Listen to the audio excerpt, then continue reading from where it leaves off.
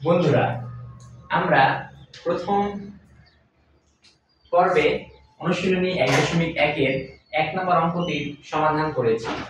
সেখানে আমরা দেখেছি মৌলিক গণিতের সাহায্যে কিভাবে আমরা বর্গমূল নির্ণয় করব। এই পর্বে আমরা যে বিষয় নিয়ে আলোচনা করব সেটি হচ্ছে ভাগের সাহায্যে বর্গমূল নির্ণয়। তোমাদের 8 পৃষ্ঠার 2 নম্বর অঙ্কটি তোমরা লক্ষ্য করো। দেখো, এখানে মোট 4টি অঙ্ক দেওয়া আছে। আমি তোমাদের বলেছি, আমি যদি সবগুলো অঙ্ক করিয়ে দিই তাহলে তোমাদের প্র্যাকটিস হবে না। সেজন্য আমি একটি বা দুইটি অঙ্ক তোমাদের করিয়ে দিব। পরবর্তীতে তোমরা তোমাদের বাড়ির কাজ থাকবে, বাড়ির কাজগুলো তোমরা আমাদের জমা দিবে, আমাদেরকে দেখাবে।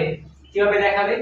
অবশ্যই আমাদেরকে তোমাদের সিক্রেট গ্রুপে অ্যাড করা হবে, সেখানে বাড়ির কাজ জমা নেওয়া হবে, সেখানে আমরা তোমাদের বাড়ির কাজগুলো দেখব। দেখো, এখানে 4টি অঙ্ক দেওয়া আছে। আমি তোমাদের 3 নম্বর অঙ্কটির সমাধান করাচ্ছি। দেখো, এখানে দেওয়া আছে 3969। যারা যারা আমাদের সিক্রেট গ্রুপে অ্যাড হতে চাও তারা আমাদের কমেন্ট বক্সে লিখে জানাও। আমরা শীঘ্রই তোমাদের উত্তরের অপেক্ষায় আছি। আমি তোমাদের উত্তর দিয়ে দিব। তোমাদের মডারেটর এই বিষয়গুলো পর্যবেক্ষণ করতেছেন। তোমাদের মডারেটর কাউসার সাহেব, উনি তোমাদেরকে সবগুলো দিক নির্দেশনামূলক কথা, কাউসার ভাইয়া, উনি তোমাদেরকে কথা বলতেছেন এবং তোমাদের দিক নির্দেশনামূলক, পরামর্শমূলক তোমাদের সমস্যাগুলো উনি গ্রহণ করবেন এবং সমাধান করবেন। তো চলো, আমরা যে বিষয়ে আলোচনা করছিলাম সেটি হচ্ছে ভাগের সাহায্যে বর্গমূল। আমরা তৃতীয় অঙ্কটির সমাধান দেখে নিই। এখানে দেওয়া আছে 3969। দেখো, ভাগের সাহায্যে বর্গমূল নির্ণয় করার পূর্বে তোমরা যখন বর্গমূল নির্ণয় করবা ভাগের সাহায্যে, তোমাদের যে কয়টি সংখ্যা দেওয়া থাকুক তোমরা জোড়া করে নেবে। এখন বলতে পারো কেন জোড়া করে নেব? কারণ ওই যে স্কয়ার মানে কি? বর্গ মানে হচ্ছে কি দুইটা সংখ্যা কি হয়? বর্গ হয়। তাহলে আমরা শেষ থেকে কি করব? জোড়া করব। শুরু থেকে না, কিন্তু শেষ থেকে জোড়া করব। তাহলে এখানে হয় 69 এবং এখানে হয় 39। এখন আমরা এখানে একটা কি দিব? দাগ দিব। এখন দেখো, এখানে হয়েছে 39। এখন তুমি গুণবা। কিভাবে গুণবা? এককে 1, 2 গুণে 4, 3 3 9, 4 4 16, 5 5 25, 6 6 36, 7 7 49। এখানে কোনো 50 আছে? নাই। আছে কত? 39। তাহলে 39 এর কত কম হয়? 6 6 36। দেখো, 6 6 36। আমরা বিয়োগ করি। বিয়োগ করে কত হবে?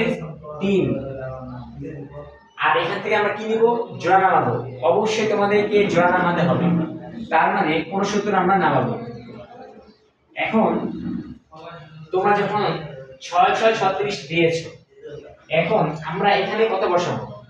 আমরা এইখানে যত থাকবে তার ডাবল বসাবো। এখানে যদি 1 থাকে আমরা 2 বসাবো, 2 থাকলে 4, 3 থাকলে 6, যেহেতু এখানে 6 আছে, 6 এর ডাবল কত? 12। এখন আমাদের অঙ্ক কিন্তু এখনো শেষ হয়ে যায়নি। আমাদের এখন এখানে এমন একটি সংখ্যা বসাতে হবে যে সংখ্যা আমরা 6 এর পরেও বসাতে পারবো। 6 এর পরেও কি বসাতে হবে আমাদের? অর্থাৎ এমন কোন সংখ্যা, যে সংখ্যা 12 পরেও হবে এবং 6 এর পরেও হবে এবং সেই সংখ্যা গুণ করলে 369 হবে। দেখো, তোমরা কি করবে? ধরো এখানে আমরা 12 আছে, তাহলে 100 আমরা এখানে 1 ধরলাম, 121 কে 121। তার মানে আমরা তো লিখতেছ না, আমরা 2 নেই। 2 নেই, 2 দিনে তো 2 গুণে 4 হচ্ছে, কিন্তু এখানে আছে কত? 9। তার মানে 2 নিলেও হবে না। আমরা যদি 3 নেই, দেখো 3 নিলে হয় 3 3 9, 3 গুণে 6, 3 ওকে 3। আমরা কিন্তু উত্তরটি পেয়েছি। তাহলে আমরা কত পেয়েছি? 3। এই 3 আমরা কোথায় বসাবো? এখানেও বসাবো এবং এখানেও বসাবো এবং এখানে কত হবে 369। তাহলে আমাদের উত্তর কত হয়? উত্তর হচ্ছে যেটা তোমাদের ভাগফল, তোমাদের যেটা ভাগফল প্রথমটা, অর্থাৎ 63 হচ্ছে তোমাদের 3969 এর বর্গমূল। আমার কথা ক্লিয়ার শোনা যাচ্ছে কিনা, তোমরা বুঝতে পারতেছো কিনা? তোমাদের সমস্যাগুলো আমাদেরকে অবশ্যই জানাবে, না হলে আমরা বুঝতে পারবো না যে আমরা ঠিকভাবে তোমাদের সবকিছু প্রোভাইড করতে পারতেছি কিনা। তোমরা প্রত্যেকই যে বিষয়ে ক্লাস নেবে তাকে সেই বিষয়ে তোমরা অবগত করবে যে তারা কি আসলে তোমাদেরকে সর্বোচ্চ দিতে পারতেছে কিনা। সর্বোচ্চ দিলেও তোমরা আসলে বুঝতে পারতেছো কিনা, তোমাদের বুঝতে পারাটা আমাদের কাছে খুবই গুরুত্বপূর্ণ একটি বিষয়। দেখো 3969 এর বর্গমূল তাহলে কত হবে? 63 হবে। তাহলে তোমরা সুন্দরভাবে লিখে নিবে যে 3969 এর বর্গমূল রুট 3969 সমান সমান 63। আমরা এরই মাধ্যমে 2 নম্বর অঙ্কটির সমাধান করেছি। চলো আমরা 3 নম্বর অঙ্কটির সমাধান দেখে আসি। তার পূর্বে আমি 2 নম্বর অঙ্কটি মুছে দেই। তোমরা অবশ্যই আমার প্রত্যেকটি অঙ্ক খাতায় লিখে রাখবে এবং যখন আমরা একটি অধ্যায় শেষ করাবো তখন তোমরা ওই পুরো অধ্যায়ের নোট করবে। অবশ্যই নোট খাতা চেক করা হবে।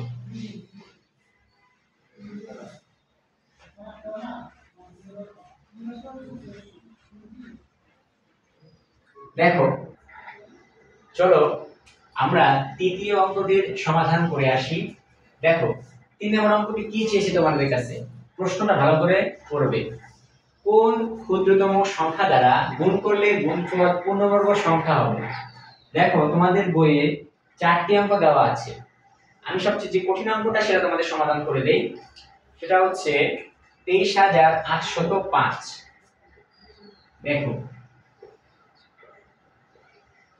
এখন যখন তোমাদের এখানে গুণ দেওয়া থাকবে, কি দেওয়া থাকবে? গুণ দেওয়া থাকবে, তখন তোমরা লসাগুর মাধ্যমে বর্গমূল নির্ণয় করবে বা লসাগুর মাধ্যমে তোমরা অঙ্কটা সমাধান করবে। তাহলে 23805, এখন এই সংখ্যাটা কয় দ্বারা বিভাজ্য হবে? দেখো সংখ্যাগুলো ভাগ করার পূর্বে তোমরা অঙ্কগুলো যোগ করো। 5 আর 8 কত? 13, 13 আর 3 কত? 16, 16 আর 2 কত? 18, 18 কি 3 দ্বারা বিভাজ্য স্যার? জি স্যার, 3 দ্বারা বিভাজ্য। তাহলে এই সংখ্যাটি 3 দ্বারাও বিভাজ্য হবে। তাহলে আমরা দেখো, যদি আমরা 23805 কে 3 দ্বারা ভাগ করি তাহলে কত হবে? তাহলে হবে 7935। এখন দেখো আমরা আবার যদি এই সংখ্যাটি যোগ করি, 5 আর 3 কত? 8, 8 আর 9 কত? 17, 17 আর 7 কত? 24। স্যার 24 কি 3 দ্বারা বিভাজ্য? অবশ্যই, 3 8 24। তাহলে এই সংখ্যাটিও 3 দ্বারা বিভাজ্য হবে। যদি আমরা 3 দ্বারা ভাগ করি তাহলে স্যার কত হবে? তাহলে হবে 2645। আমরা অঙ্কটির যে সমাধান করছি তোমরা বুঝতে পারতেছো কিনা আমাদেরকে কমেন্ট বক্সে লিখে জানাও। জি স্যার, বুঝতে পারতেছি। এবং আমাদের ক্লাসগুলো যদি তোমাদের ভালো লেগে থাকে তোমরা তোমাদের বন্ধুদেরকে এবং যারা তোমাদের ক্লাস ফ্রেন্ড রয়েছে তাদেরকে তোমরা এটি শেয়ার করবে এবং তোমরা লাইক কমেন্ট শেয়ার করবে এবং আমাদের ফেসবুক পেজ এবং ইউটিউব চ্যানেল তোমরা ফলো করবে এবং আমাদের ইউটিউব চ্যানেল তোমরা সাবস্ক্রাইব করবে।